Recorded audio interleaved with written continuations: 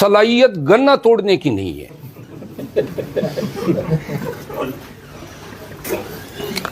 اس میں ہنسنے کی بات نہیں ہے,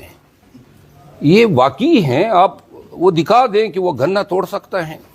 جس کے گنے توڑنے کی صلاحیت نہیں ہے اور جو ہر وقت آپ دیکھیں حقے کی نلی کی طرح کڑ کڑ کرتا رہتا ہے اور زہریلا دعا چھوڑتا ہے, اور وہ زہر اس کی تمام باتوں کی ڈائریکشن پاکستان تحریک انصاف اور عمران خان ہوتا ہے. پرویز خٹک صاحب نے چیئرمین پی ٹی آئی اور پی ٹی آئی قیادت پہ بدنیتی پر مبنی اور غلط بیانی کرتے ہوئے بے بنیاد الزامات لگائے, اور 9 مئی کا جو واقعہ ہیں یا واقعات ہیں ان کے تانے بانے چیئرمین پی ٹی آئی سے جوڑنے کی ایک ناکام کوشش کی. چیئرمین پی ٹی آئی نے یہ کہا کہ میرا خیال تھا کہ پاکستان تحریک انصاف ان کے ان الزامات کا پہلے سے ہی پریس کانفرنس کے ذریعے جواب دے چکی ہوگی, لیکن چونکہ میرے نالج یا نوٹس میں نہیں تھا تو انہوں نے ہدایت دی کہ یہ بات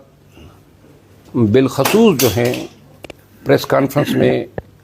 اس کی ہم نے تردید بھی کرنی ہے, اور ساتھ ہی عوام کو یہ بتانا ہے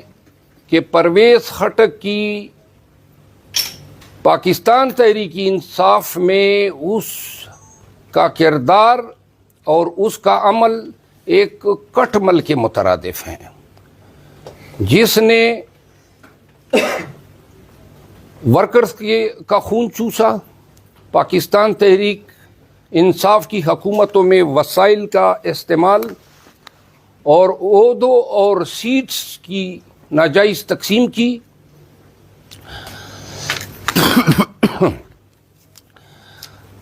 عمران خان کی جو گفتگو سے مجھے محسوس ہوا کہ یہ بات وہ کافی دل پہ لے چکے تھے, اور آج پاکستان تحریک انصاف کی جانب سے اور بالخصوص چیئرمین عمران خان کی جانب سے میں عوام پاکستان کو یہ بتانا چاہتا ہوں کہ صوبہ خیبر پختونخوا میں پاکستان تحریک انصاف کے ساتھ جتنی بھی زیادتی ہوئی ہے,